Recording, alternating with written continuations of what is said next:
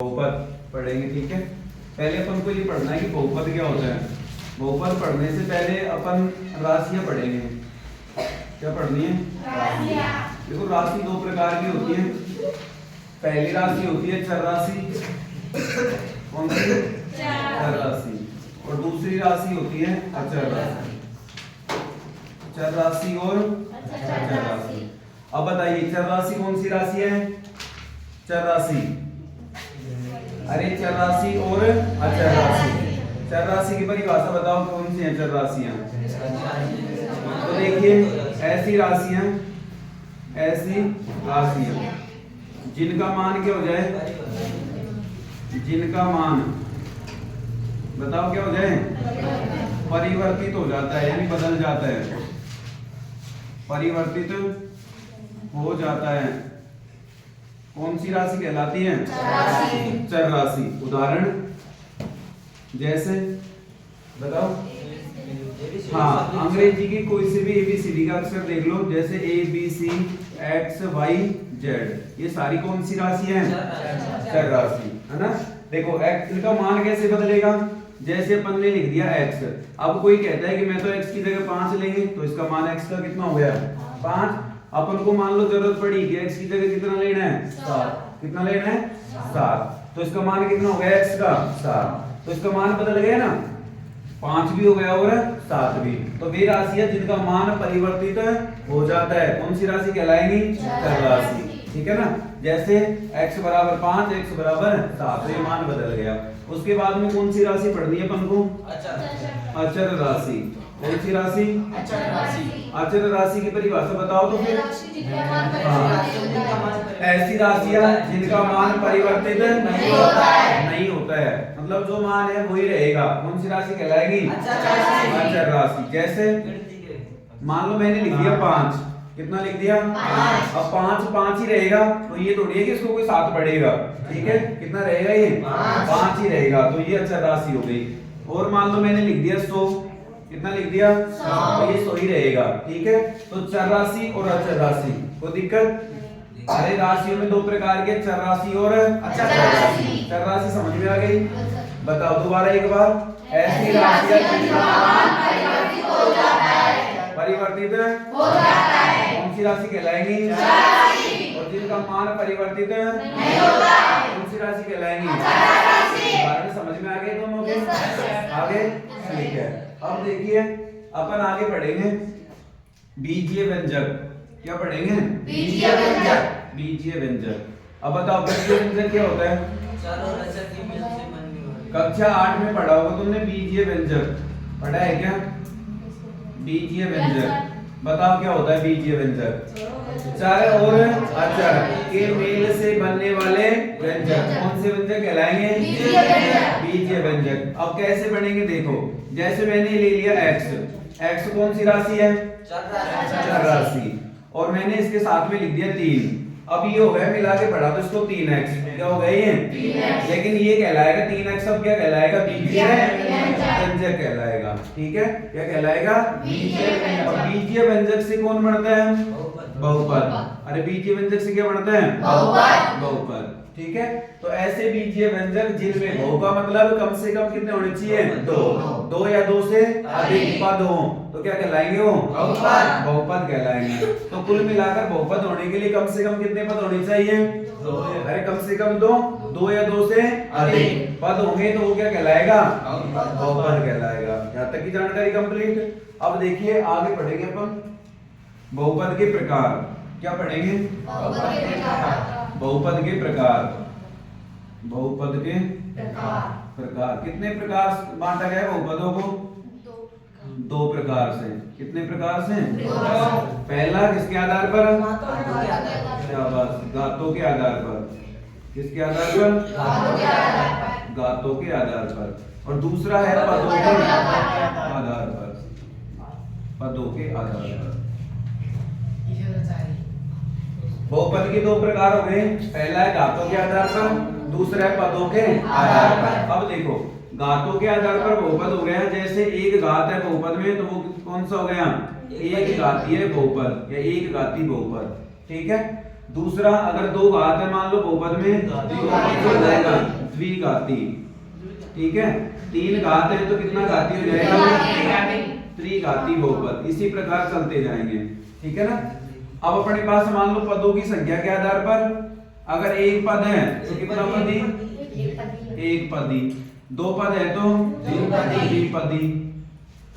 तीन पद है तो त्रिपदी। अब तुम ये कहोगे कि गुरुजी घातों के आधार पर और पदों के आधार पर पहचानना सिखाइए। ये तो इनके प्रकार हो गए। अब एक एक को सीखते हैं कि घात क्या होती है और पद क्या होते हैं, कैसे घातों को पहचानेंगे और कैसे पदों को पहचानेंगे। देखो, पदों को हमेशा किससे अलग किया जाता है? प्लस के चिन्ह से या माइनस के चिन्ह से। जहां भी प्लस का चिन्ह आएगा या माइनस का चिन्ह आएगा वहां से पद अलग हो जाएंगे। ठीक है, देखो जैसे मैंने बहुपद लिख दिया 5x + 7 और पूछा कि बताओ इसमें कितने पद हैं? दो पद। कितने पद हैं? एक पद ही हो गया। दूसरा प्लस का चिन्ह आ गया क्या? तो मैंने बताया था कि प्लस और माइनस का चिन्ह आते ही पद अलग हो जाएंगे। तो एक पद ये हो गया, एक पद ये हो गया। कितने पद हो गए इसमें? दो पद हो गए। कितने? दो। अब मान लो मैंने ये लिख दिया 5x² + 5x + 7। इसमें कितने पद हो गए? तीन। कैसे पहचाना? एक घेरा फिर प्लस का चिन्ह आ गया, एक घेरा और एक घेरा। कितने पद हो गए इसमें? तीन। अरे कितने हो गए? तीन पद हो गए। ठीक है, इस प्रकार पहचान सकते हो। अब मान लो प्लस की जगह माइनस आ जाता तो कितने पद है इसमें? अभी भी तीन है। लेकिन देखिए मान लो ये आ गया 5x × 7 + 3। ठीक है, अब बताओ कितने पद है? दो। ये गुणा का मतलब ये पूरा एक ही पद है, ये अलग नहीं है। ठीक है, तो ये पूरा एक ही पद है। ये प्लस का चिन्ह आया, अब पद अलग हो जाएगा तो ये दूसरा पद हो गया। तो एक और एक कितने पद हो गए? दो पद हो गए। तो पदों को अलग करना समझ में आया? किससे अलग हो गए पद? प्लस के चिन्ह से या माइनस के चिन्ह से। अब क्या पहचानना सीखेंगे हम?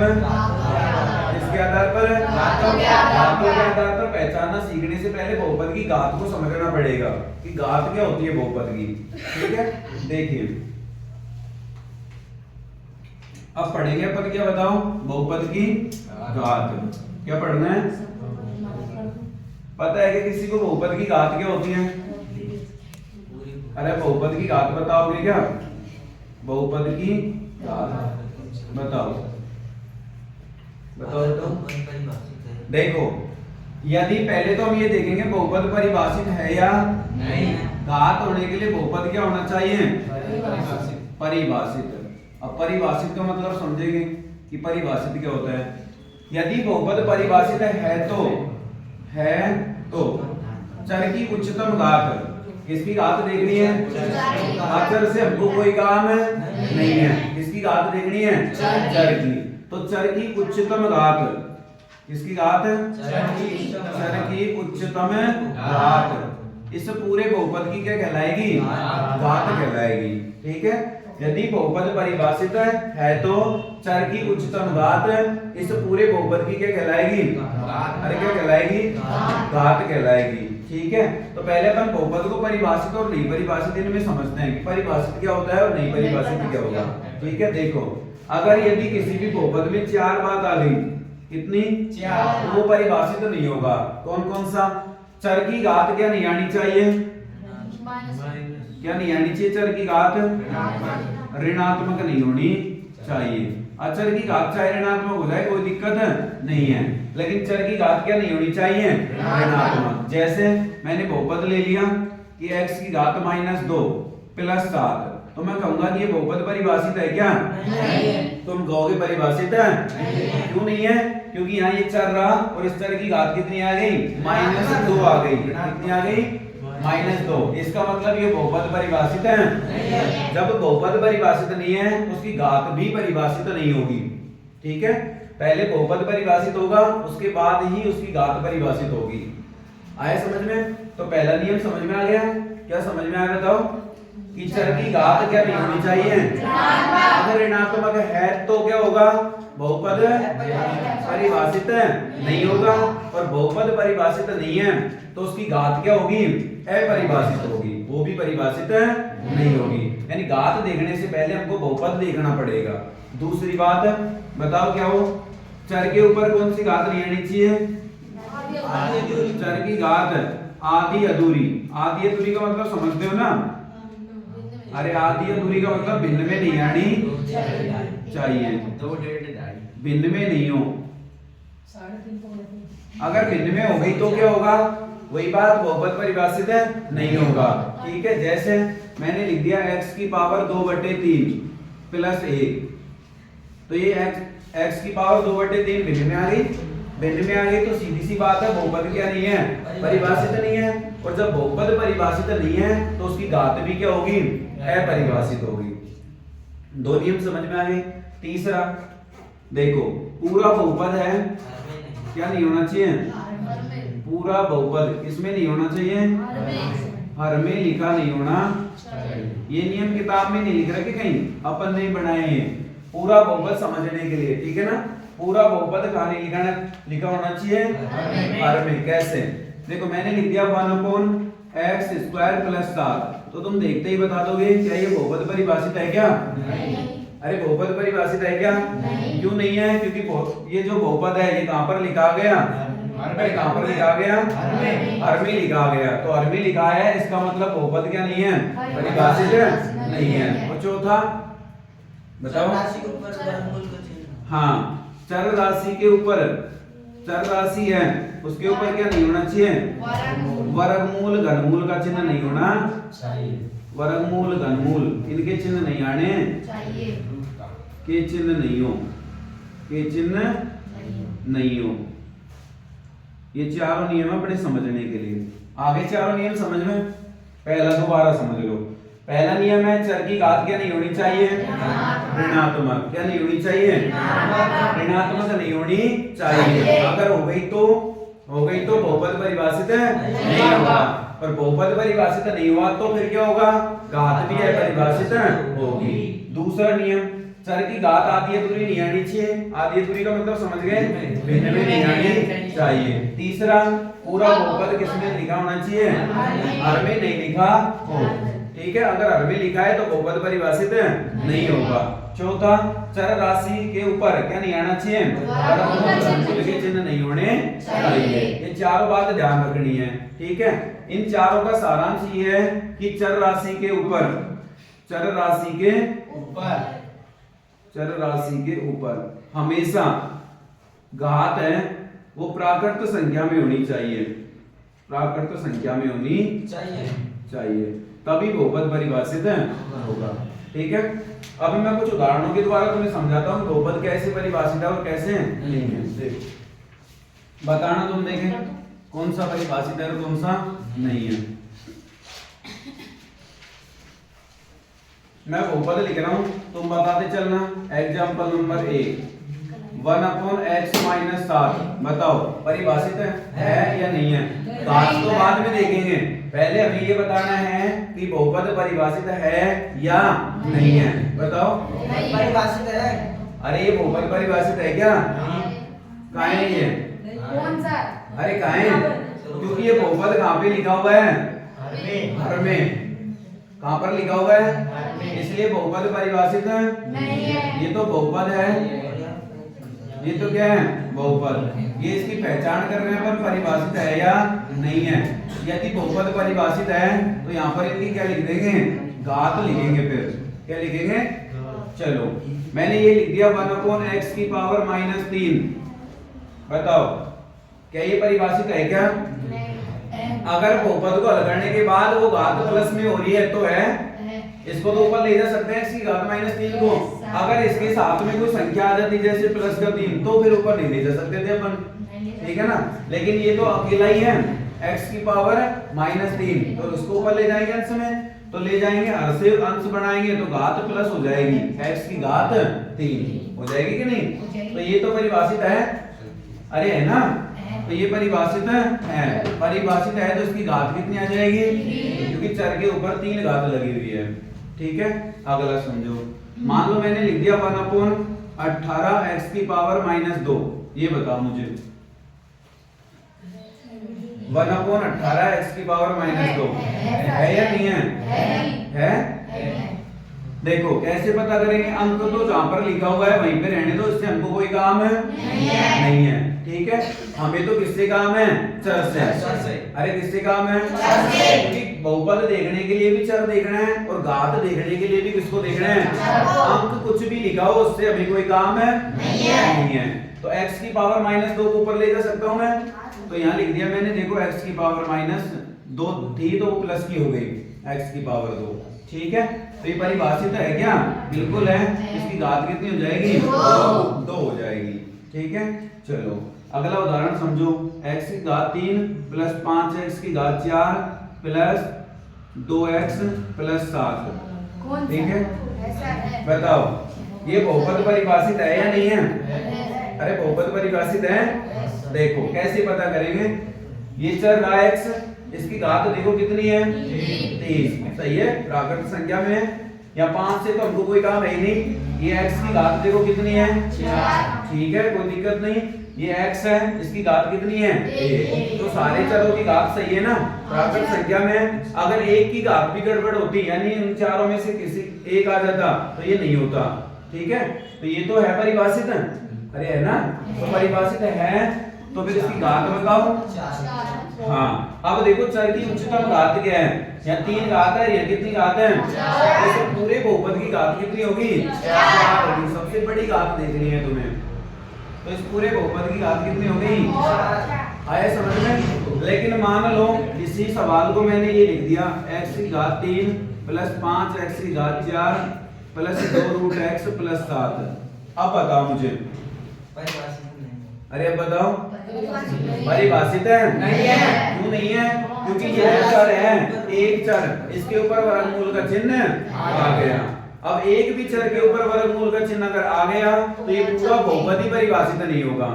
ठीक है, और हमसे ये पूछ ले परीक्षा में कि इस बहुपद की घात बताइए। इस बहुपद की तो क्या होगी? इसकी घात अपरिभाषित होगी। क्या होगी? हम इस बहुपद की घात नहीं बता सकते। कोई दिक्कत? अरे है क्या कोई समस्या? तो आ गया बहुपद समझ में? यहाँ तक सभी के आ गए ना? बता दोगे अब तुम? ठीक है, आगे देखो। एक परिभाषा आती है अपने रैखिक बहुपद की। कई बार पूछते हैं कि रैखिक बहुपद क्या होता है? इसकी परिभाषा पूछता है, बताओ। रैखिक बहुपद की। रैखिक बहुपद बताओ क्या परिभाषा है इसकी? ऐसा बहुपद, ऐसा बहुपद जिसमें उच्चतम घात कितनी होनी चाहिए? अरे उच्चतम घात, और घात किसकी देखते हैं? चर की तो देखेंगे। अचर तो कुछ भी लिखा हो, अभी कोई काम है? चर की उच्चतम घात कितनी हो? 1 हो। रैखिक बहुपद कहलाता है। एग्जाम्पल पूछ लेते हैं परीक्षा में, उदाहरण बताइए। तो देखो मैंने लिख दिया 500x प्लस 7। क्या रैखिक बहुपद है क्या? अरे है क्या? हाँ बिल्कुल है। हमें पदों से कोई काम नहीं, पद चाहे कितने भी हो कोई दिक्कत है नहीं है। हमें तो घात से काम है। और x ये रहा, x है ना, ये x की घात कितनी है? 1 घात आ गई, तो सीधी सी बात है कौन सा बहुपद है वो? रैखिक बहुपद है। ठीक है, उसके बाद अपन क्या देखते हैं, क्या सीखेंगे? और शून्यांक। क्या सीखेंगे? शून्यांक। अब कोई मुझे बताएगा शून्यांक क्या होता है? बताओ। देखो शून्यांक होता है बहुपद का वह मान, ठीक है, जिसको चर के स्थान पर रखें तो उस पूरे बहुपद का मान क्या हो जाए? 0 हो जाए। ठीक है, क्या हो जाए? 0। उस बहुपद का क्या कहलाता है? शून्यांक कहलाता है। एग्जाम्पल के द्वारा समझिए। जैसे सवाल है 5x प्लस 5 और मैंने कहा कि इसका शून्यांक बताइए, तो तुम कहोगे गुरुजी x की जगह ऐसा मान रखो कि इस पूरे बहुपद का मान क्या हो जाए? 0। क्या हो जाए? 0। तो यहाँ x की जगह क्या आएगा? -1। क्या आएगा? -1। तो यहाँ x की जगह -1 रखूं तो क्या हो जाएगा? -5 प्लस का 5 बराबर क्या आ गया? 0। इसका मतलब ये हो गया, तो लिखेंगे अतः 5x प्लस 5 का शून्यांक क्या होगा? बताओ क्या होगा? -1 होगा। समझ में आया? लेकिन ये तो अपन ने पहचान लिया, हम निकालना भी तो सीखेंगे शून्यांक कैसे निकाला जाता है। तो जब कभी प्रश्न में हमसे शून्यांक पूछे, क्या पूछे? कोई भी बहुपद दे दिया, मान लो मैंने बहुपद ले लिया p of x बराबर, ये बहुपद ले लिया ax प्लस 1। ठीक है ना। और हमसे ये कहा गया कि इसका शून्यांक बताइए। क्या बताइए? जब कभी भी शून्यांक की बात करें तो दिए गए बहुपद को किसके बराबर रख दीजिए? किसके बराबर? 0 के बराबर रख दो। ठीक है, तो देखो बहुपद यही तो है, तो यहाँ क्या रख दो? 0। तो ये हो जाएगा 0 बराबर ax प्लस a। ठीक है, ax प्लस a। अब इसको हल करेंगे तो x बराबर क्या आएगा? माइनस का 1/a। यानी ये हमारा क्या आ गया? शून्यांक आ गया। क्या आ गया? शून्यांक आ गया। तो रैखिक बहुपद और शून्यांक समझ में आ गया। दोबारा देखो, रैखिक बहुपद क्या होता है? ऐसा बहुपद जिसकी उच्चतम घात कितनी हो? 1 हो। कौन सा बहुपद कहलाएगा? परीक्षा में हमसे उदाहरण पूछ लिया कि उदाहरण बताइए, तो बता दोगे? एक घात में, हाँ कोई कहेगा गुरुजी x की जगह y आ जाता तो आ जाए, तो कोई दिक्कत नहीं, 4 एक ही होना चाहिए। ठीक है, और उसकी घात कितनी होनी चाहिए? 1 होनी चाहिए, और रैखिक बहुपद कहलाएगा। उसके बाद में शून्यांक समझ गए? अरे समझ गए ना? यानी बहुपद का ऐसा मान जिसको उस बहुपद में चर के स्थान पर रखें। किसके स्थान पर? चर के स्थान पर रखें, और उस पूरे बहुपद को क्या कर दें? उस पूरे बहुपद का मान हमें 0 प्राप्त हो, तो वो बहुपद का क्या कहलाता है? शून्यांक कहलाता है। क्या कहलाता है? शून्यांक। जैसे हमें प्रश्न दे दिया कि p of x बहुपद दे दिया बराबर किसके? ax plus a। ये हमारे पास बहुपद है, हमसे ये पूछा गया है इसका शून्यांक बताइए। क्या बताइए? तो शून्यांक निकालने के लिए दिए गए बहुपद को किसके बराबर रखते हैं? 0 के बराबर रखते हैं, और जो मान मिलेगा, मान किसका मिलेगा? चर का। किसका? चर का जो मान प्राप्त होता है वही बहुपद का शून्यांक कहलाता है। ठीक है, आ गए यहाँ तक समझ में? अब देखिए अपन ग्राफ के द्वारा शून्यांक सीखते हैं। मान लो कई बार हमें ग्राफ दे दिया। क्या दे दिया? ग्राफ। और उसमें पूछ लिया कि बहुपद का शून्यांक बताइए। देखो, जैसे इस प्रकार का अपने पास कोई ग्राफ है, ये कौन सी अक्ष होती है? x। ये कौन सी होती है?